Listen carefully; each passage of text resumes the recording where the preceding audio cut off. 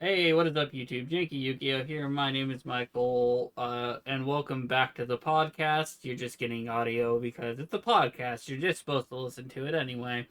Um, we're gonna talk about a few things. The OCG ban list that dropped. In between the episodes, we went to the Salem, Oregon regional, and maybe something. If we feel like talking about anything else, we'll talk about it. But I guess I'll start that it's kind of weird that they didn't literally ban anything in the OCG. I'm not an OCG player, but that's just kind of weird to me. That is weird for OCG because they usually always have something to ban, Hmm. except for the one time I think, or was that us that just said, "Yeah, no new list." Oh, that was us. It was us that said just no new list, and that was during COVID when they didn't have any real, uh, like data to go off of because like even remote duels, weird things were topping during that time.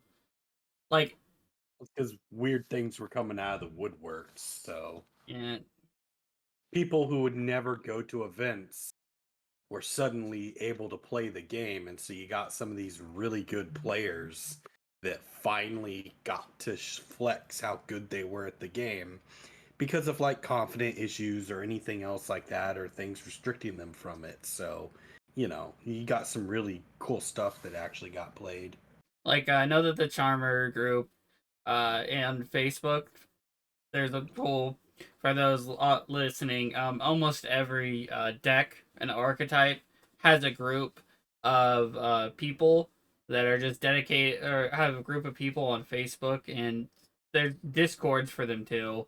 But for the Charmer group, which you would think is one of the ones where they only care about the artwork and everything, which they do like the artwork, don't get me wrong. It's funny because that whole group is more focused on trying to make the deck as good as possible, and they were real excited when one of them, a Charmer deck, got top 16 at a remote duel tournament.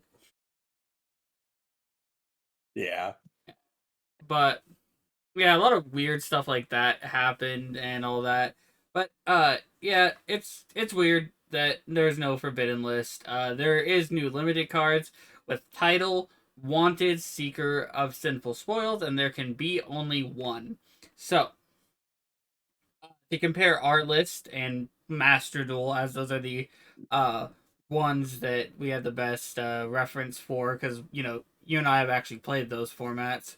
Uh, Title going to one doesn't really matter. The Dragon Rulers are long past their prime, and we've hit that point where most people aren't going to try to force them anymore and everything like that. So they're long past. Wanted, I think, is actually a decent hit, and there can be only one is also limited over in TCG.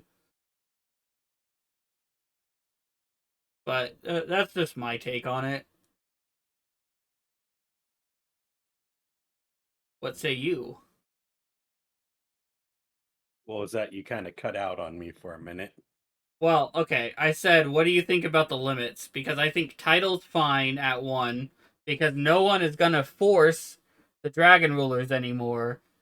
And they're Yeah, we've gone through enough. Yeah, we've gone through enough generations of players that it won't be forced.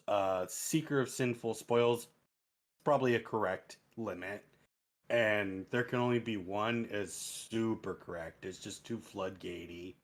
Tikaboo, as the slang term for it is, because it's just an acronym. It's just its acronym. Tikaboo is limited in Master Duel and in TCG, and I'm glad for it. I don't want to see that card. I want to see that card as little as possible because it's one of Yeah, the floodgates that feel the worst and hardest to play around. Honestly. it punishes deck building. Mm. It's kind of like Goes in Match and Rival. Like they punish, deck building, but it always felt like there can only be one punished even more.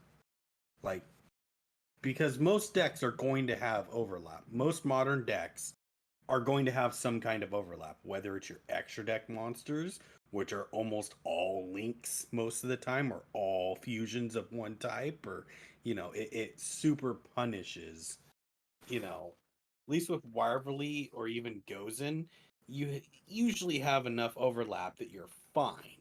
With there can only be one, it feels like to be able to play around that card would be ridiculous. Yeah, And it is. I know that I made not this regionals but like at the last Seattle regional we went to, um I ended up facing a Vanquished Soul player, and they were so discouraged by the fact that my Gold Pride Punk deck could play around there can be only one because they're all different types. But yeah, Yeah. I think the limited is fine. The problem with this list that a lot of people have comes from the semi limits, which don't feel very impactful for what for everything. And Who's playing more than one Little Knight? really, it's the third one that gets you apparently. Who's playing more than one of the Fire King? Well, Kieran, that Fire King Kieran, I believe, is a three of, but Is it a three of? Okay, that makes sense then. Maybe I'm just wrong, but like, but semi limiting it doesn't do anything. The deck consistently gets to that card. yeah, And then Snake Eye. Snake Eye It's a Ash. one card starter, but if you were gonna hit it to something significant, it should have been either banned or limited because like that one card starts all your plays. So if you're gonna try to hit that for consistency's sake, you would think that it would be like at least to one, right, where you could still get to it with some of the other cards, but it's a lot. It, Why extravagant semi limited? I honestly couldn't tell you. Why do they still have? Why did they still have three Kaiser? Because Because I can't explain that. it's It cause makes so much. it's cause Max C. It's Yeah, I guess honestly, Max C does warp it enough. And I guess extravagance just gets you to Max C easier, mm-hmm. or just lets you play under a Max C. Yeah. I You can think just dig for your answers. Ib coming from one to semi-limited doesn't really matter. I don't think it's not doing anything at one, and usually you don't need more than one to do anything more than what one. Two is not going to do more than what one does anyway. So, and Let's then see. Unlimited, we have the Summon Sorc. which we can talk about that after. We'll talk about that a little later and everything. Um, Girsu. Isru. It's kind of we have that at three, so it's kind of crazy that that is was semi limited over there. Dark Worm was semi limited over. Maxi. Hmm, yeah, Maxi warped their format. Rite of Aramusir is from semi limited to unlimited, but I'm pretty sure Griffin Rider's still banned over there. Launcher coming back to three is wild, but Oh, but oh, we're just gonna give them consistency. Change of heart to three makes sense. yeah, don't we have it at three or do we still have it at one?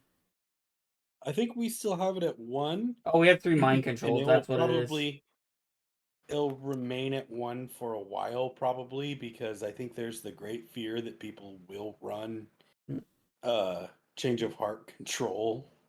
yeah, Like you can play a control deck where you're just taking control with change of heart, mind controls and econs. and Snatch I mean, Steal.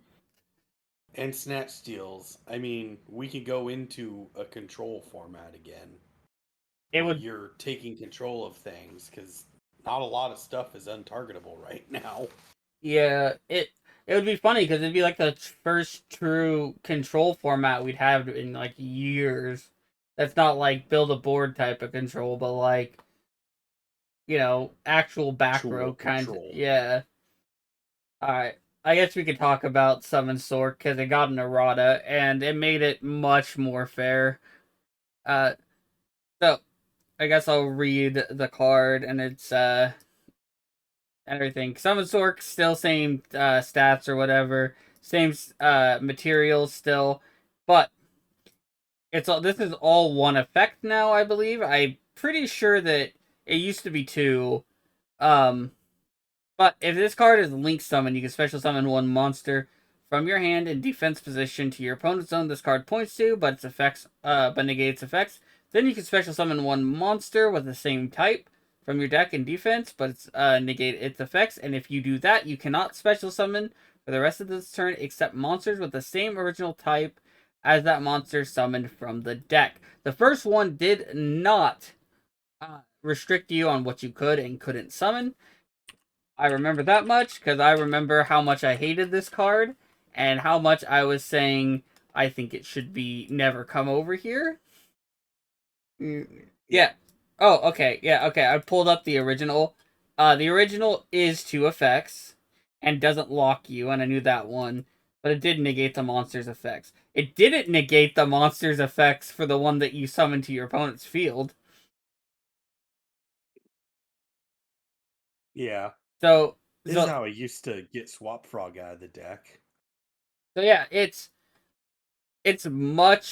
much fairer, like to an insane degree, to the point that I don't think I could call it broken, but I still don't trust the card because I'm gonna be real with you. I don't trust any link monster that summons a monster for virtually free from the deck. It just I don't trust them because most of the time nothing fair comes from them. So yeah, that's Right. my take on it. But I think it's I'm less scared of it now because of the type lock. Now we don't get extra link like super easy extra links to where you can't really play the game because we're not in Master Rule 4 anymore, and because of the type lock, you don't have to worry about like super close like near infinite negates anymore. Um that I've had to face several times when facing this deck and everything. Even with hand traps, they can play around them sometimes. I hate this card, the original version of this card. I think the original one is busted, and I was glad it was banned. This one I'm less scared of, if I'm being honest. But yeah, um, but we're gonna move on, I guess, to the Salem regional that we went to. So Yeah. I played Exo Sister mainly because it's an easy deck, and I felt like its Snake Eye matchup was all right, and it kind of was. The one Snake Eye player I ended up facing, I didn't take a game from them, but I did just like shut their whole turn off, and they just put up enough of a board that I couldn't OTK them, and they did their combo again, which kind of sucked. But I think that if maybe I changed my build a little bit, I could have done better. I also faced Flu like twice in a row, and then Striker, and let's see. I'm trying to think of what the last deck I faced was. Uh, the, oh, I don't remember what the last deck I faced was off the top of my head. Definitely played Flu. You faced Sprite in the last round. That's right, I did. Yeah, But yeah, I played Flu. Um, it was fun. Uh, it's not as brainless of a deck as people say it is. Um, and I get it. People meme about that and like, oh, you just normal summon and trigger your cards. It's like there is thought process that goes in. You still have to make the correct plays. there's Um, I know I there's small nuances to it.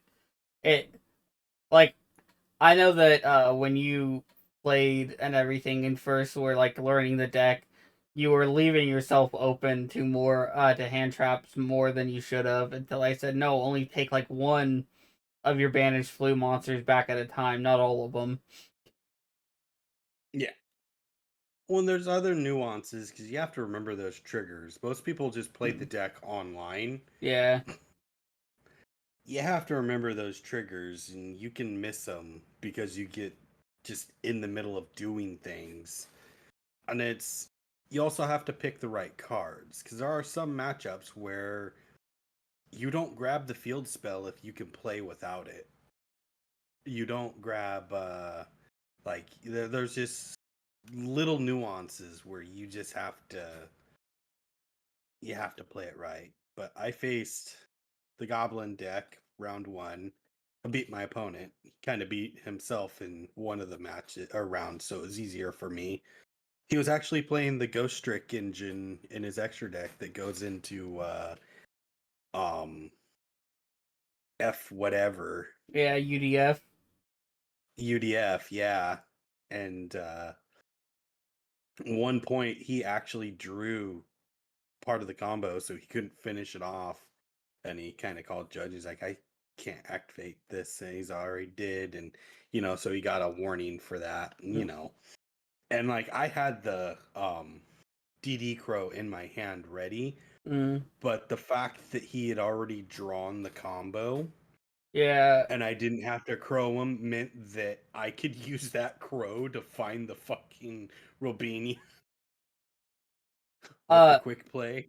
So yeah, I think it's just my take about that engine because I threw it into Sprite.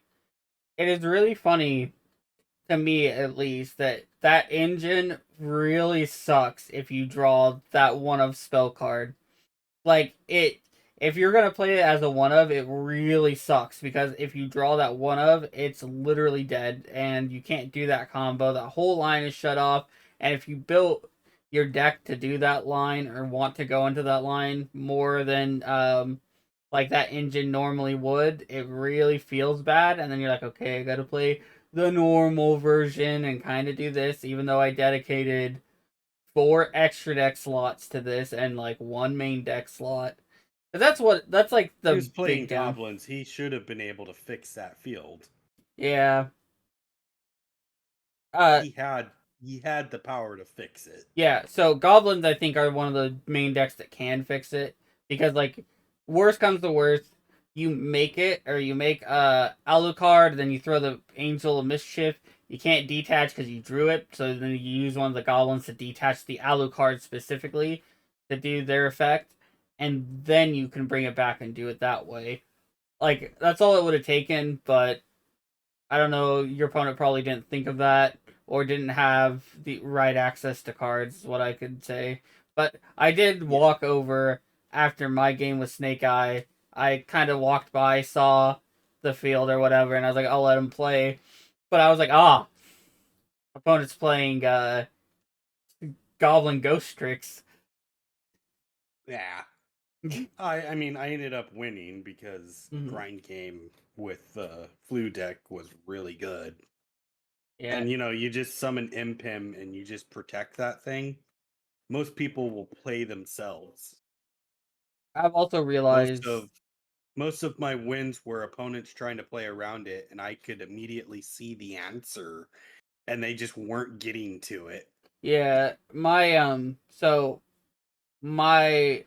the first blue opponent was newer to the game in general, so he wasn't like the best at just the game, and it was easy to play around uh his like the way he played flu, which is fine. It was his first regional, and it was like he was clearly just newer in general.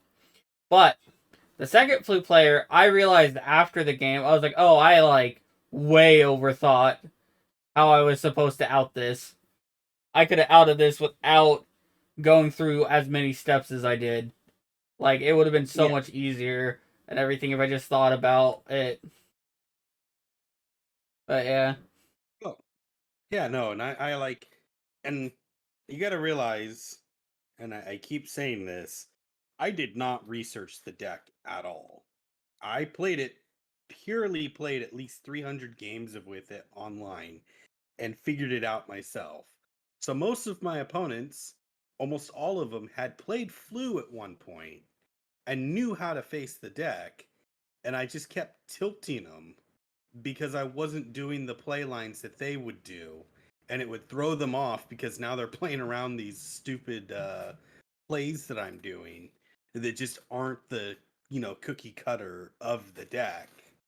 Just because I was thinking on a higher, I think I was thinking on a higher level of it, Yeah. because most people go, "Oh, stick to the plan," and mine was, "No, I know what deck you're playing by seeing a few cards because I played that many games and I've played Yu-Gi-Oh that long that I went, this will stop you or this will threaten you." Uh, Um, I know with Exo Sisters in my case, there's only I think two changes I would have made. Well, yeah, there's like two changes I think I would have made to my deck, and one of them was instead of running two Vadis, I would run two Returnia and one Vadis. Um, and then uh for extra deck, or not extra deck, for the side deck, I should have honestly built it better because my main deck was so geared for going first that my side deck was mainly meant for going second. So when I faced go second decks that made me go first, it was hard to side because realistically, like, there was no game plan for going first really. So like, or for going first for siding outside of like against the Sky Striker player, I put in Forbidden Lance, and that's it.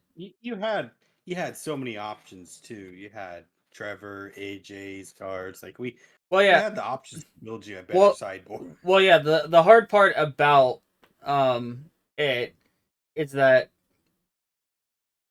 how many regionals have I been to that I just didn't use a side deck? So, I know. and it's like, and the one I came closest to ever topping, I had three cards total in my side deck. So Wasn't that breakthrough skill? I was main decking the breakthrough. Oh, okay. That's why my opponent, freaking with the last warrior from another planet, was like, "What do you mean you're main decking breakthrough skill?" I was like, "I can mill it, and it's I can relevant." mail it. Relevant. And but yeah, I was main decking breakthrough. No, my side was two twin twisters and a Raigeki, and that was just cause I didn't, because those were cards that just got cut at the like last minute, and I was like, they're okay side deck cards. You love Twin Twister. It was good. I mean, it was really good back then too. That was like the go-to because Lightning Storm wasn't out yet. Feather Duster wasn't unlimited yet either. So for back row decks like Altergeist and Paleo Frogs and True Kings, or True not True Kings, True Draco, it Twin Twister was just better than it was like the best option outside of maybe Cosmic, but Cosmic was better against True Draco and maybe Paleo, but Twin Twister was better against Altergeist, and Twin Twister wasn't like the worst versus those either. So I was like, I'll just go with Twin Twister.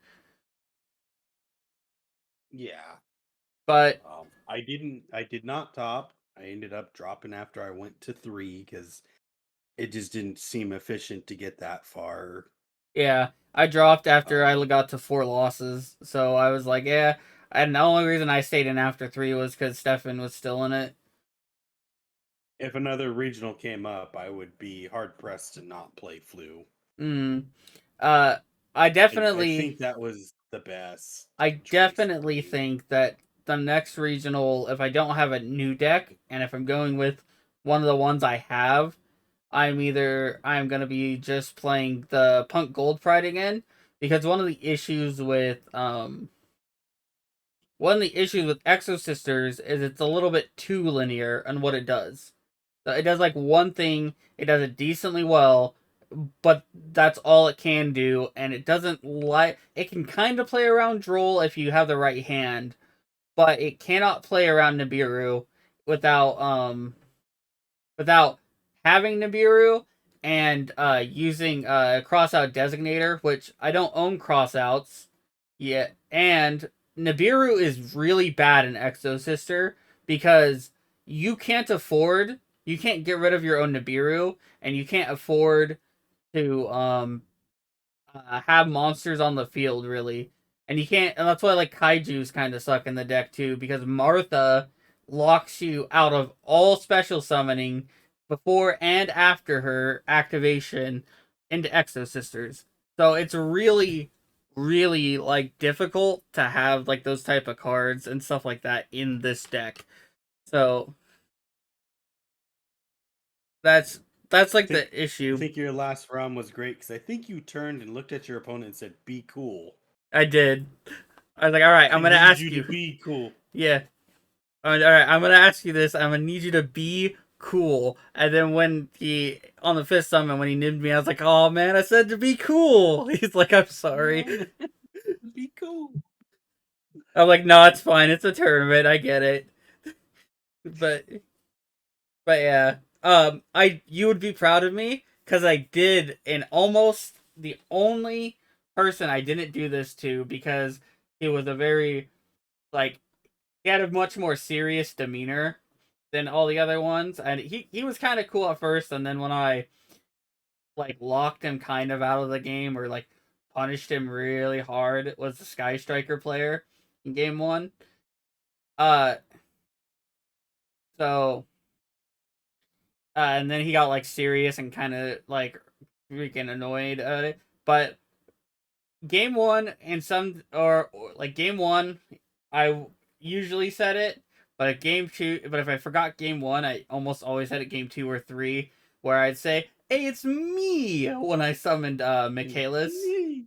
And then they'd be like, "Huh?" And I'm like, "Look, its name is spelt similar to mine." And they went, "Oh, it is. That's funny." And one of the opponents were like, you don't look like you're having like a ton of fun with this deck.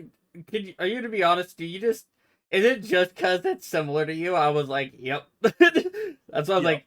I was like, I do like the deck, but yep, that's the main reason. But yeah, I did that to like everyone. Hey, it's me. Yeah, I did that to almost everyone though. The Snake Eye player laughed. The first Flu player laughed. The second Flu player went, "Oh, that's cool." Uh, the Sky Striker player did not, because well, probably wouldn't have because, like I said, he was very quiet and very serious and very like annoyed. Look that I kept banishing his Ray, from the Look, graveyard, she just belongs in Dragon Duels. That's all that matters. and then like the Sprite player thought it was kind of funny, but yeah, it was cool. For how the event was run, uh, in my opinion, it was one of the best ran regionals I had been to in a very, very long time. Everything went so smoothly, and I gotta I give was it to the pissed at how staff. fast they were getting the rounds going. Honestly, I was so happy I because had like no breaks in between anything. that's because you were playing Flu. Like one of the best parts I know. about playing Exo Sister was that the games were over really fast. I either won fast or lost fast, and there was no in between, even against grindier decks like Flu. I But had one of my opponents ask me to speed up, and it almost like pissed me off, but I just kept going at the same pace because I was just like, no, I'm yeah, playing at a very, very brisk pace for what I'm doing. but yeah, I'm not going to speed run this. I gotta give it to the staff at the Salem Regionals. They did really well. Uh, I loved that the event offered like free ice cold water and it helped keep hydrated, like everyone hydrated and stuff like that. Everything went so good, and I had no complaints with how the event was ran. Yeah, it was done pretty good. Uh, uh, we also stayed in a hotel. That was my first time staying in a hotel and then going to regionals. Usually just would wake up early and then go up there with carpool with someone. It was nice. one of the worst thing, well, the only bad thing I will have to say about doing the hotel thing is that, We all snore. yeah, well, no, it wasn't the snoring thing. It was mainly that it was hard to get comfortable because when I did get comfortable, I woke up because it was way too hot. Like I only got That like, thermostat didn't know what it was doing. yeah, I think that was my only real complaint about it because it it went from fine to sleep under the covers, even sharing a bed with someone, and then all of a sudden, way too hot, randomly at like 4 in the morning, and then I, I think you and I rotated too because like mm, you would be on top of the covers, I'd be under them, and then we just like flip flopped every fucking couple of hours. It was so awful. I only got 3 hours of actual sleep. Uh, I got way more, but I think I was more cycle sleeping, power mm, napping, because I'd wake up every once in a while and be like, oh, and then I'd go back to sleep, then I'd wake up, and then you guys were all up early, and I was like, no, I'm still sleeping. I gotta say though, I don't think I could have done that regional and stayed up through the car ride and everything and felt as awake as I was if it wasn't for even on that very little sleep. If it wasn't for the fact that the ice cold water that I had to drink, I had 1 cup of coffee with at during breakfast, and then I finished that Mountain Dew. So I had hot chocolate. yeah, but that breakfast also was like better than any continental breakfast I'd ever been to in any I'm hotel. telling you, dude, hotels are the way to go. Yeah, well, It was a big investment, but that's fine. For my comfort, I will spend money. I will say after going to a sit down restaurant with Dustin today, that Elmer's place was definitely not worth it that we went to No, afterwards no, it wasn't. No, it wasn't. because Dustin and I looking at the menu. We were at Sherry's and I fucking love Sherry's. we were That's where looking. we should have went. Yeah, I I agree. After and everything, because Sherry's Dustin and I, oh, like okay, so our prime ribs like each were like over $30 and everything. Uh, the prime rib at Sherry's was for that same meal would have been like $10 cheaper and more. So Yeah, and the prime would have been bigger, and Dustin and I our buddy Dustin and I ended up eating at so it costs like 38 for 2 people at Sherry's, which is not that bad considering that fast food costs like 32 per person yeah. now. Because no place has like a dollar value menu anymore. It's Oh yeah, I ridiculous. know. Fast food is not worth it anymore. That's what I've come to talk about this time. It was nice to have a sit down restaurant again, though. Like, I eat at them every once in a while, but um, yeah, it was nice to sit down, and I was fine with my meal that I had. It tasted fine, Yeah, actually pretty decent.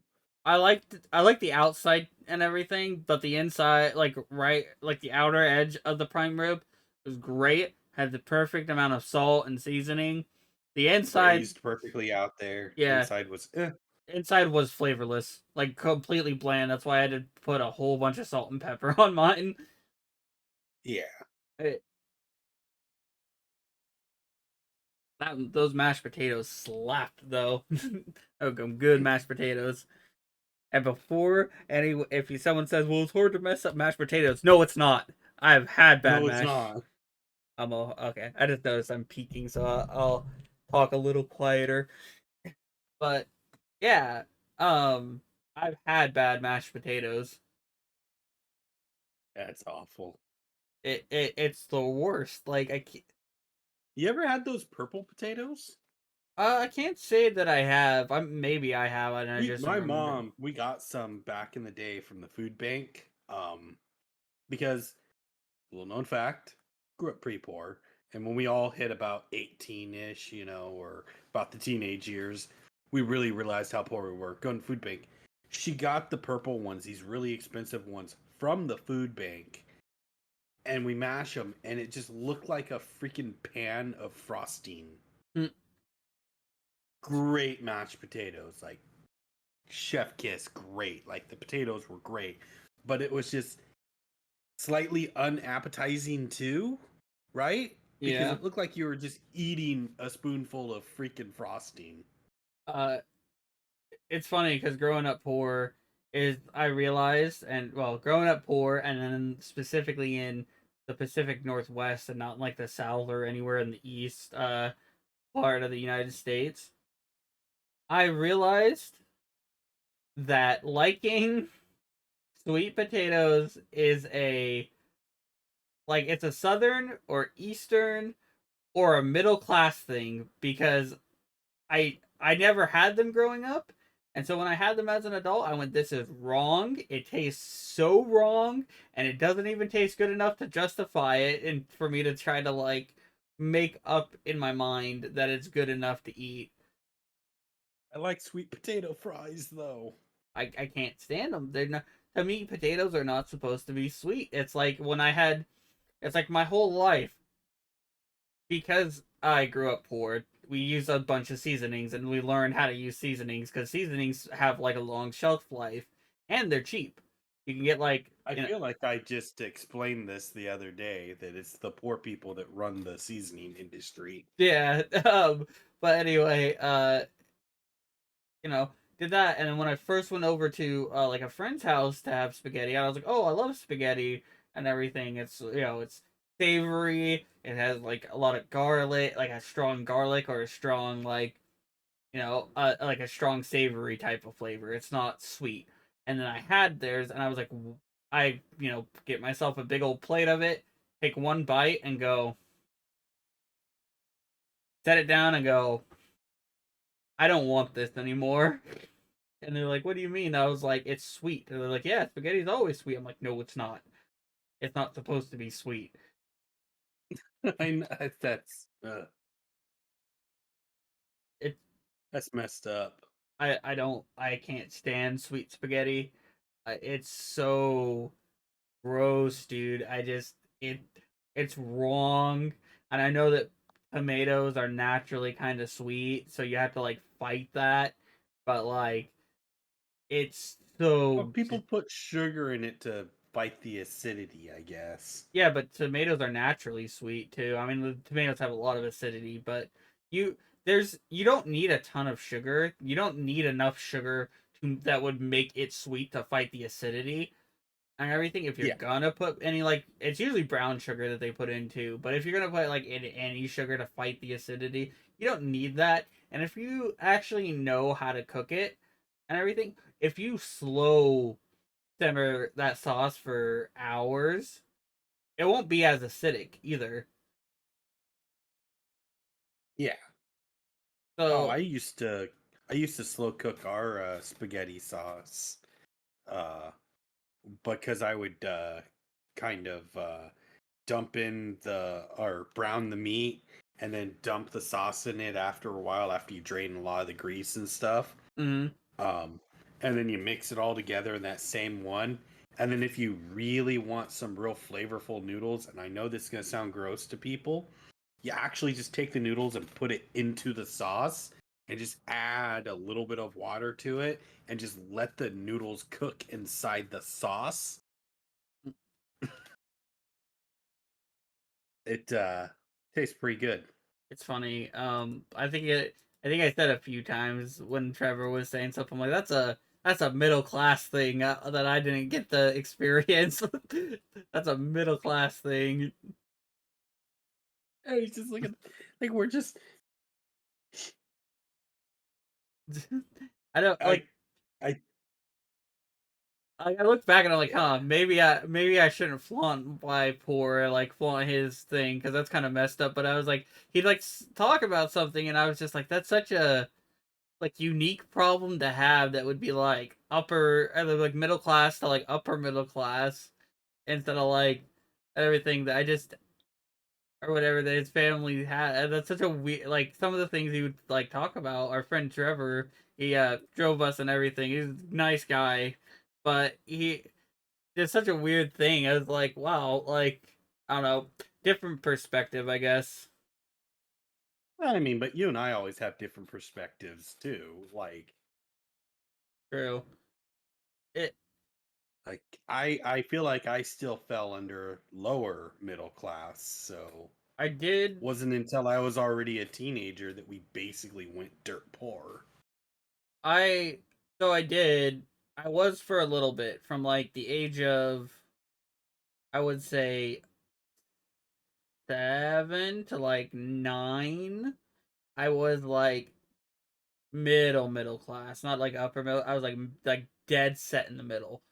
And then I was like 9 or 10 and I like a lot of stuff happened and it just like pretty much ruined us financially. And normally the stuff that you could do to kind of recover from it, like the house we were staying in, couldn't pay the rent, lost the house, and but instead of us, our landlord was pretty chill and was like, "Hey, if you just move out and the house isn't a mess and everything, I'll you get your deposit back, and I won't say any, I won't like report you or anything or say anything about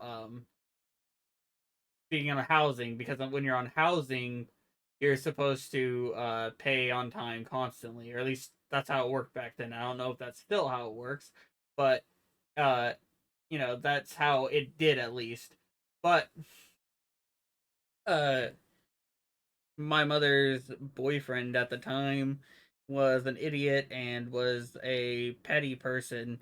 So what he did was, well, there's speculation. I will say it's speculative. Um, because there was no uh there was no forced entry.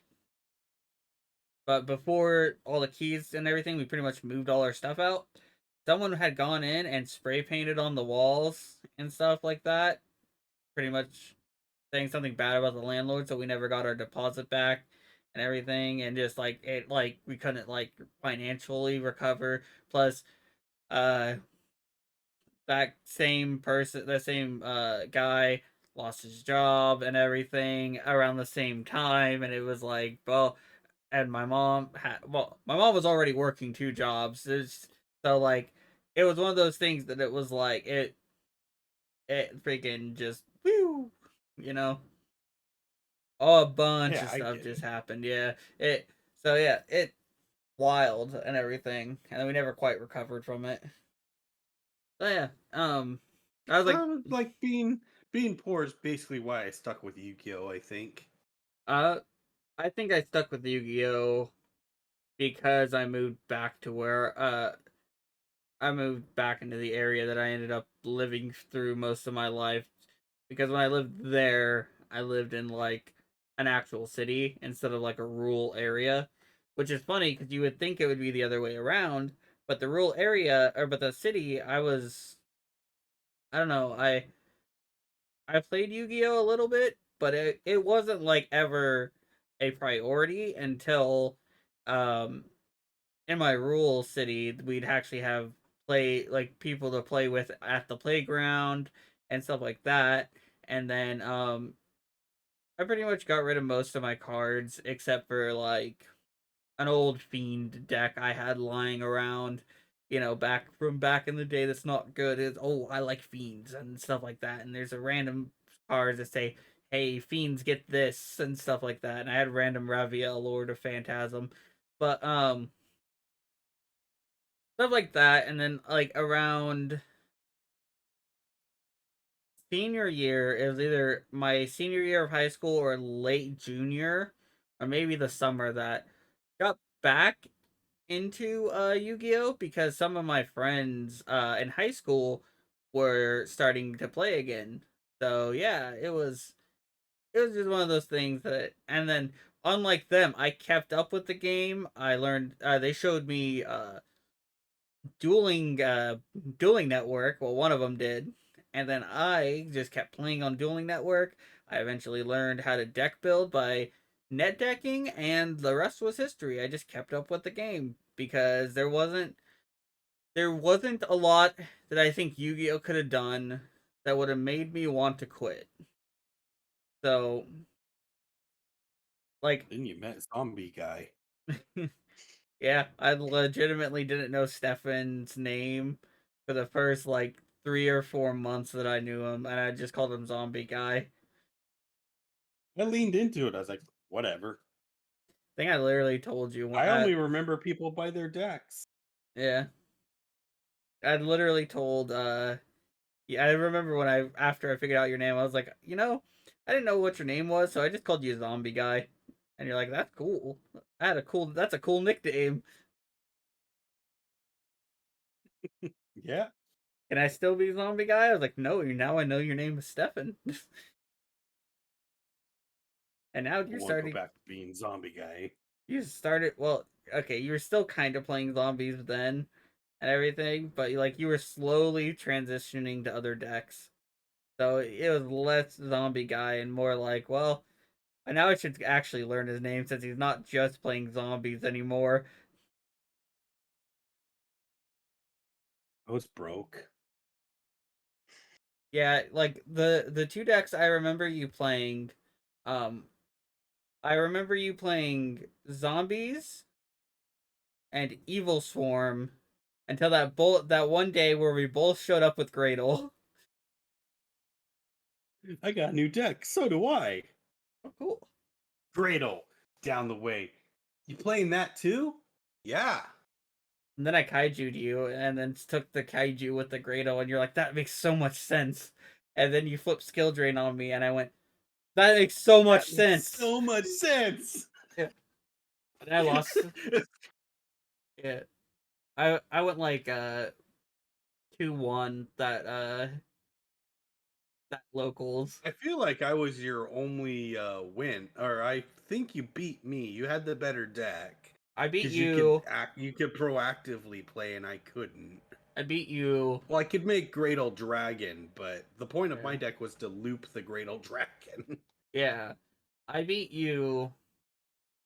I went on, and then you won your next round. I remember you won your next round. I lost my next round because I lost the Yosinju player because I didn't play skill drain, and the Yosinjus didn't stay on the field. Whereas you did play skill drain, and when you flip skill drain, they stayed on the field for you to take with your Gradles and everything. And then I beat Jared with it, our buddy Jared with it, because he's like, I summoned this and everything, and I went kaiju. It's mine. Mine. I brought it from home. I think he made. I think he was playing. Let's see. Since that was 2005, he had to be playing either Cosmo, which Cosmo would make sense because Kaiju's and Cosmos came out at the same time, and he and everything. So I think he was playing Cosmo, and I beat him because I just Kaiju'd his Cosmos, and Kaiju's were good against Cosmos anyway. So yeah, I just did that and kept stealing my Kaiju's back. And then Yeah. I turtle controlled him at one point. You Turtle controlled me multiple times through the years. Yeah. Our buddy Ricky, I remember, was like, "Why was every single deck you make fuck with my monsters so badly?" Because But I every do. sing- every single deck I ever played just happened to counter Ricky or Ricky's best deck or whatever his favorite decks at the time. Like Noble Knights, I played Spirits with I played the level 4 Spirit Control and had creature swap. So when Noble Knights were a deck that built one monster with a million equips, I just creature swapped it. And then uh when he played Necroz, we finally got Necros together. It was after Jin got banned, and then I played Ritual Beast, and Ritual Beast had a really good matchup against Necros without the Jin, so I stomped him and just popped all his monsters and everything. And then he came back after not playing the game for a couple months, and I was still on Great Kaiju. Makes I think he was. I think he went back to Noble Knights because I think they got even like a tiny bit more support. And then I just kaiju'd his Noble Knight. They got Merlin. Yeah, and then I kaiju'd uh I kaiju'd him and kaiju'd him, attacked into the lower uh Noble Knight. Alright, I kaiju'd the one that said it couldn't be targeted because the targeting protection doesn't re-equip if it's sent to the graveyard. And and then attacked into the lower, and then summoned a bigger kaiju, and then attacked into the lower one, took his monster, had the big kaiju, and attacked that, and just had an a monster that couldn't be destroyed by battle or card effects and everything once per turn and everything. And he's like, I can't believe you've done this to me. Yeah.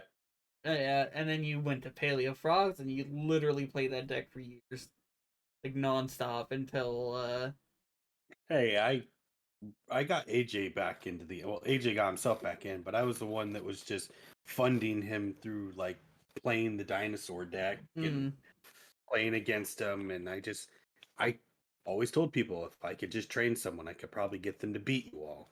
Did it. I succeeded. true. Yeah, you played Paleo Frogs for a very long time, and I ended up I jumped around a few times. I think in Link format I just kind of I know. Let's see. End of the XD's era, I definitely played Great Kaiju pretty much, mostly through Zoo because I couldn't afford Zoo, but I totally would have played Zoo because Zoo was fun. Uh, I played that, and then I think early Link era I played World Legacy or the World Chalice deck, and then until Card Trooper came back to 3, and I worked on our machine or Troop Dupe Scoop, and I played once I figured that deck out. I played it until Brilliant Fusion got banned. Yeah. It had all these other All right, cards in it. But yeah, all right, we've been going for uh all for 52 minutes and everything. So we're gonna wrap this one up. Uh, hopefully you guys enjoyed this episode. If it is your birthday today, happy birthday. Be sure to catch the Yu-Gi-Oh! Iron series every Friday, and of course, and as always, have a wonderful day. have a wonderful day.